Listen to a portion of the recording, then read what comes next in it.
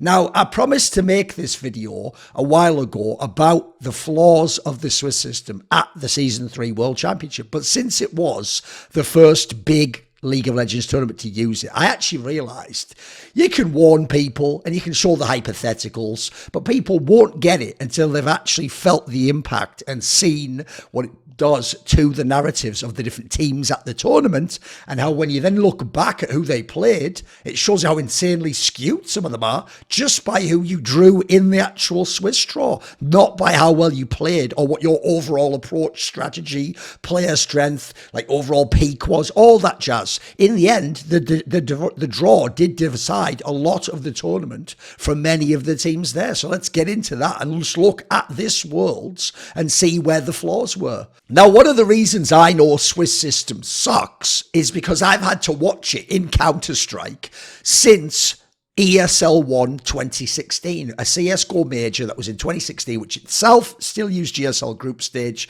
but I believe it was the first one where the qualifier for the major began with Swiss, and you start to see some of the positives, some of the negatives, and then you also start to see where it needed tweaks. And unfortunately, in Counter-Strike, it hasn't been tweaked. You'll notice a convenient theme that really relates to what happens in League is Valve, the developer of Counter-Strike, don't want to have human interaction, and therefore they won't put a proper seeding system there, and you get all the flaws of Swiss and you only get some of the upsides. So for my money, GSL groups were always much better, much fairer. As long as they were drawn reasonably, they weren't done very well in CSGO. So as a result, I've seen CSGO a million times over, where a team that barely plays anyone good creeps in the playoffs and does nothing. A team that plays all the killers and could have done something in the playoffs can't get there because they played all the other killers. And at the end, the fans just revert to all sorts of stupid deflections and logical fallacies, like, but if you were actually the best, then you should beat who you are playing against, even though we're talking about all the other teams here. But if you're actually good enough, then you would win the game, even though we're talking about a team that wasn't good enough but played lesser opponents and made it there.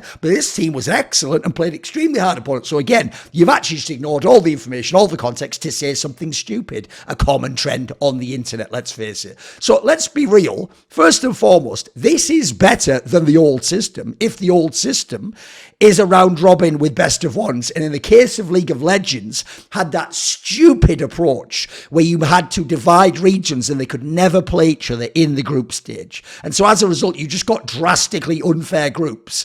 That meant, I mean, I always said it like this: the reason why Swiss system is better than what we used to have in League of Legends at Worlds is because what we had in League of Legends at Worlds is almost the worst system you could design if you were even trying to ruin the tournament and make it so you don't have a lot of really amazing matchups and teams with like reasonably even chances relative to their level to get out of the groups and have fair paths, I would say, by what most experts would be consider a fair set of challenges for each team, proportionate to who they are, what region they're from, and what their seeding is, etc. Because it allowed for, classically, this is why North America has had a hard time with number one seeds. If you're the number one seed from Europe or North America, you can easily draw a group that contains a Chinese seed and a Korean seed. And back in the day with two teams getting out, that basically means you either now have to pull a bunch of upsets or you are not getting out and a Korean and a Chinese team out, but you're the number one seed. You're supposedly favoured, right? Because think about it, by being number one seed from EU or North America, well, back before when we used to have 3 seeds from the major regions, that means there are 2 Chinese teams in Pool 2 you can draw one of. There are 2 Korean teams in Pool 2 that you can draw one of and get either of those in your group. And then, by the way, if you go ahead and add in like a playing team, let's say you're the team from North America's number one seed, and then your team that comes from the wild card ends up being like a Europe lower seed that comes from play-ins or wild cards, like Origin did back in the day. That's the nightmare fuel right there. Like, you've just got the hardest possible group, but you're the number one seed in it. How's that possible? Meanwhile, as Cloud9 showed many times, you can come in not as the number one seed, sort of get the right sort of a group draw, and then you have an easier time getting out over a team that placed above you and is supposedly being privileged with a protected number one Pool 1 team approach. So I never thought it ever made sense personally. I thought the dividing regions part didn't help because obviously you wouldn't necessarily seed those so that they're all in separate groups, would you? But it does help with this approach. 1, to have novelty. You don't know who they're going to play. 2, you have upsets. You're going to get actually more upsets in this format, in my opinion. You don't know who you're playing until the next day. It's just drawn randomly. All sorts of things can go wrong in that regard. you're scrimming against people, you might end up playing them the next day. There's a million factors that can give you an upset here. My real problem is this. There are two things I'm always looking out for. I reiterated it earlier, but I'll make it clear here. I'm looking for teams that got out to the playoffs or almost did without ever drawing hard opponents or very, very light strength of schedule. And I'm looking for teams that fail or barely make the playoffs, but they're just facing a murderer's row of the top teams, one after another, after another, after another. And as of right now in League of Legends, you saw last year's Worlds, 7 out of 8 teams in the top 8 were from Asian regions. You saw this Worlds, 7 out of 8 teams in the playoffs were from Asian regions. There's no point having some hypothetical debate about, but LCS and LEC in theory could be just as good. They're not. They are functionally not and haven't been ever since the beginning of League of Legends, the first couple of years. So as a result, we can very simply say that in general, if you don't play many of the top LCK or LPL teams, you didn't have a hard schedule. And if you only played Western teams, you had an easy schedule, even if you played the best of the LCS and the LEC, as we'll get into. So let's actually go and look at the Swiss system and see what the flaws were. So one thing I thought I would do, first of all, is show you that actually the overall initial seeding, assuming we're not using like a purely human approach, where I would take like Peter Dunn, Emily Rand, people like that, and get Dom and get them to rank it. But let's say we don't do that. Let's say we just take what I think is a reasonable seeding. So I did a 1 to 16 seeding of my own, and I tried to also consider things of like, well, we can't really know that. That's a bit subjective only from me. So what I did was, here we go. I put a 1 to 16 here. I put Gen.G number 1. They were the number 1 team in the world by far.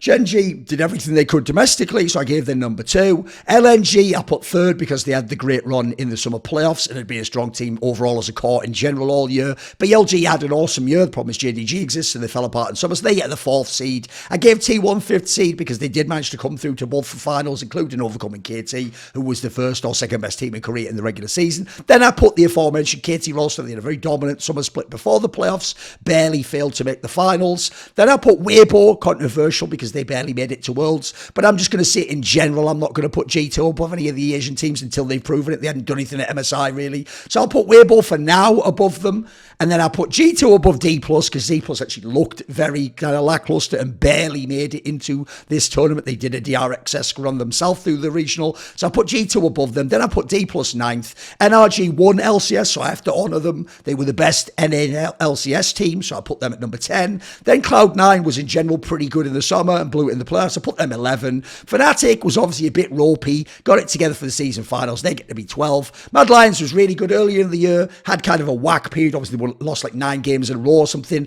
and then just made it through in the regional. So I put them 13th. BDS won the 4th place game against GGS, 3-0 day.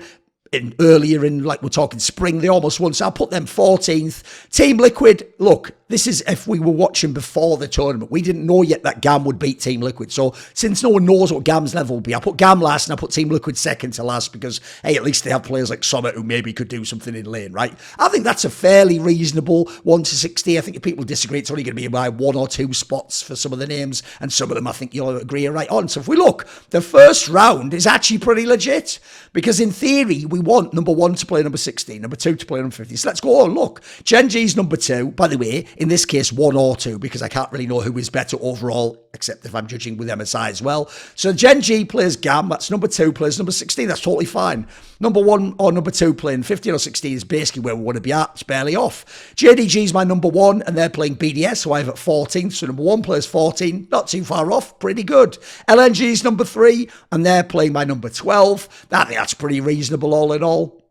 Obviously, Flag maybe could have been 1 or 2 spots higher, but that's not too far off. We're in the right realm here. NRG, number 10, plays against Weibo, my number 7. Again, not too far, right? Normally, you'd have number 7 play number 10. That's what we want, right?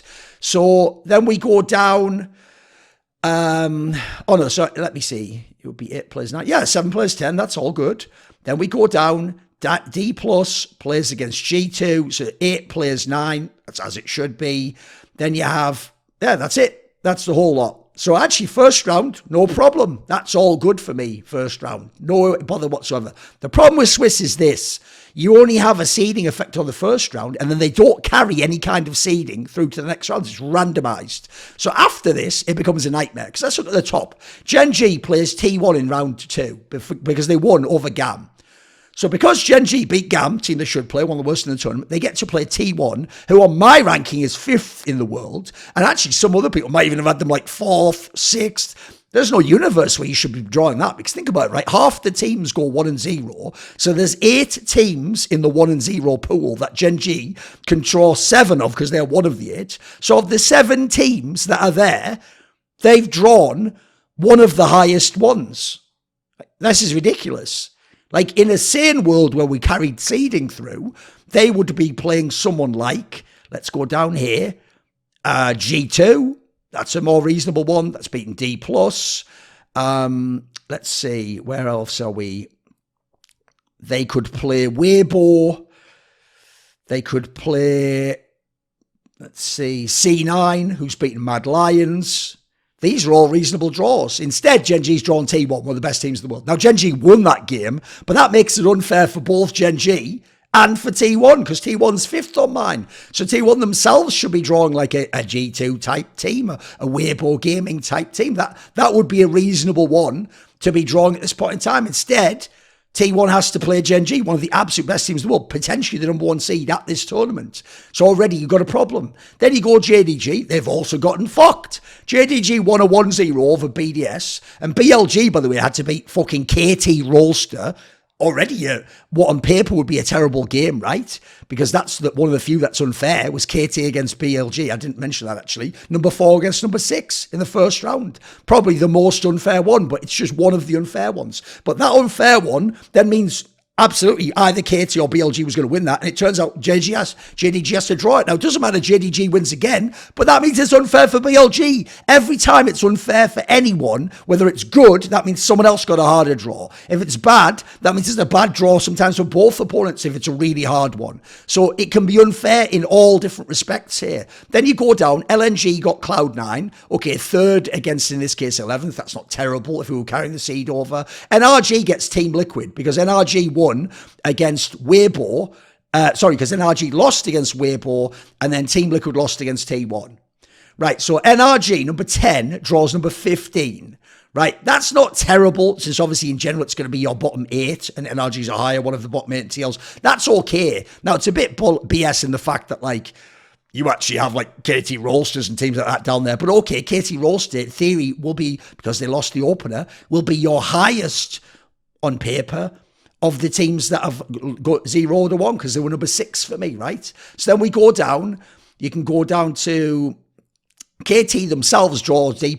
So in a world where you have NRG playing Team Liquid, KT's playing D+, right? That's my number 6 team playing my number 9 team in the 0-1 game. So after that game, one of these two teams, if you're KT, you've already played BLG and fucking damn one, you could be 0-2 by drawing my number 4 team and my number 9 team, and then you're going to be 0-2. Now, luckily, because you're KT, that isn't what happens. But you can see how insane this is. Then you go to Weibo. Weibo's actually drawn, after winning their game against NRG, G2, which is an incredibly favourable result. That's number 7 plays number 8, potentially out of only a top 8 that won the 1-0. So again, this is unfair for both teams. Weibo has an easier opponent than they probably should be getting. They should be getting like an LNG or Gen.G. Then you have G2's getting an easier opponent. They also, on paper, they want to get a team like Weibo over most of those other squads, because there aren't that many other teams that are the easy squads to draw. Now, if you think that's bad, keep going rounds, and this just compounds, because the bad draws, which then have a randomized element, random can mean you can get the best draw,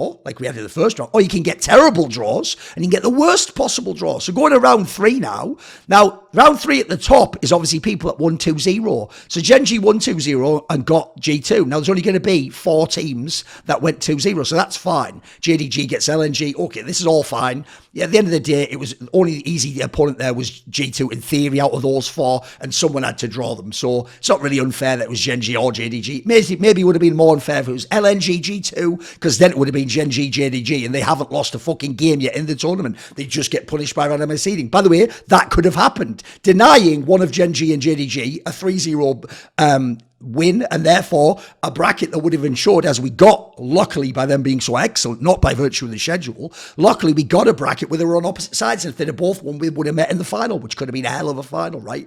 Then you go down, so obviously LNG had, at this point in time, they played JDG and lost.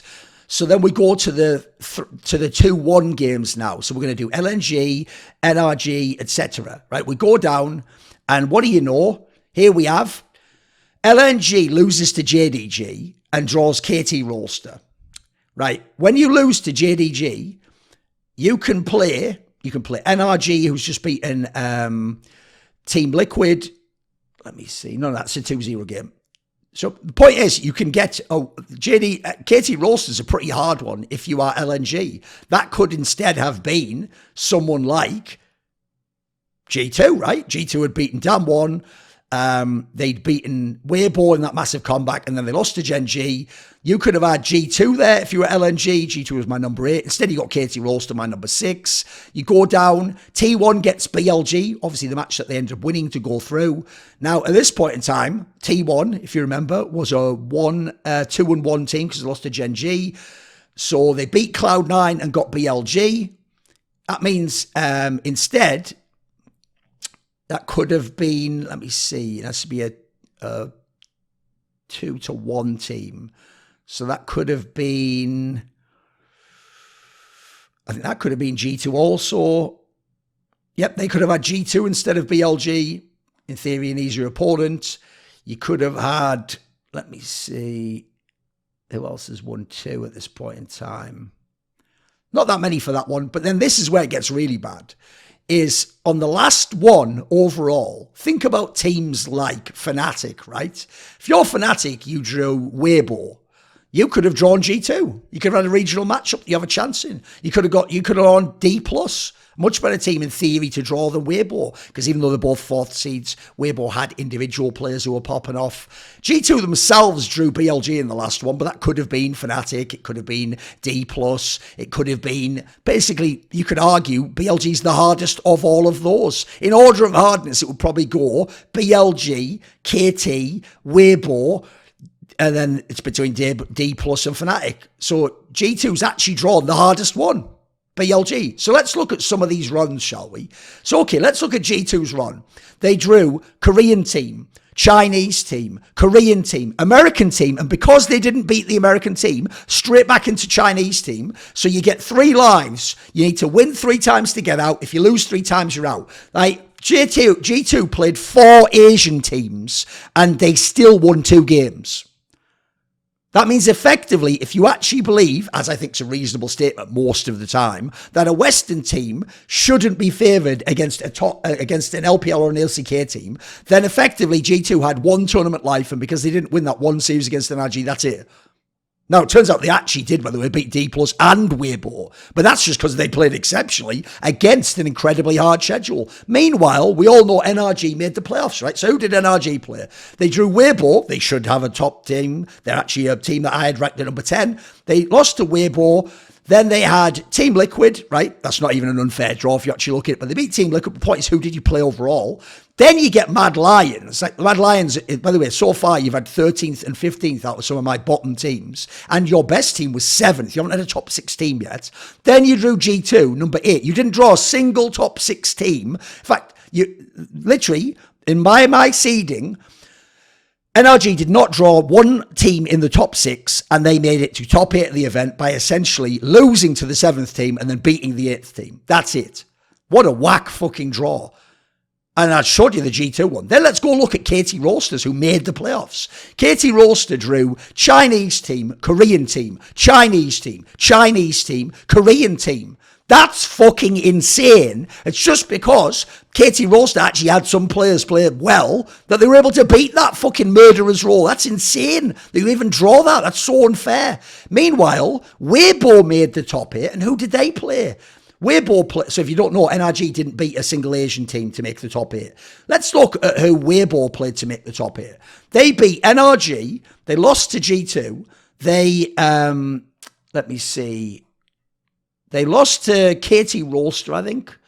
Then they beat Mad Lions and they beat Fnatic. So Weibo played one Asian team, KT Roaster, and lost to them. They made the top 8 by beating American team, European team, European team, European team. What the fuck is this draw? What is this draw? None of those teams are in the top 6, by the way. The top 7, because obviously Weibo himself is 7th. These are all over the fucking place. Meanwhile, by the way, D Plus actually had a pretty nice fucking draw. They just shit the bed. They drew G2, lost. They drew KT Roaster, Korean team, okay, that's hard, you lost. They drew BDS, easy team, pick up, win that easy. Drew GAM, easy team, win that. And then they drew KT Roaster. So they either had to beat KT Roaster one time, domestic team of a similar level in theory, or beat G2, a European team. That's it. Their problem is they lost to G2 and they lost to KT Roaster twice. So you can see what an absolute travesty some of these fucking matchups are. Like, you could have had some even worse ones. You did have some pretty bad ones. And at the end, you look at who people played, and it's like, how fair is that? I mean, you know what? I'll even do the GAM one for a second.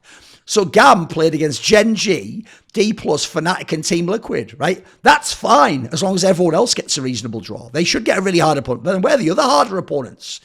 Like, they're never getting the Weibos and the KTs that are sometimes down in games. So you can see, if you think this is bad now, imagine a future world. Imagine some of the matchups I said could have happened. And imagine how hard it would be for some of the top teams that made it. And then some of the bad teams. It's not just NRG. NRG was nowhere near the teams level of the teams that made the playoffs. It's not that G2 should have made it there. Instead, it's like, look at the draws, right? There's a world where NRG would have made it, and then like KT Roaster wouldn't. And for what reason? Because KT Roaster played way harder opposition and couldn't beat them. And the same opposition, NRG can't beat either, but never had to play against them. What is this system? I'd like it to just be properly seeded, carry seeds forwards in the future rounds, and also I would say just scrap the system, just do GSL groups, or do a really big group that has a load of matches, or do some system where the group qualifies you to a bracket and only the bottom teams get eliminated, a la TI or IPL 5 many years ago. When I make content, it isn't just me, the mic, and a guest or a topic. It's also me with the support of my whole crew. Who's that, you might ask? The Skrilluminati. That's who. They include Frisky, Matt Pugnatio Rajcula, Ahmed Hadjou, Tosh, Tobias Bernasconi, Jensen Goh, Animosity, Torin, and you know it if you've heard it before, but if you haven't, a special thanks goes out to my main man, Jerky's Minion. Well, if you want to know upcoming topics and guests I'm going to have on my channel, maybe you want to ask me a question to answer in an AMA in video fashion. Do you want to hear one of those long discussions and actually be part of it and be able to ask me questions? Want to find out who I'm going to interview next? If any of these perks or more appeal to you, put your money where your mouth is. Join the Skrilluminati today via the Patreon link in the description box below.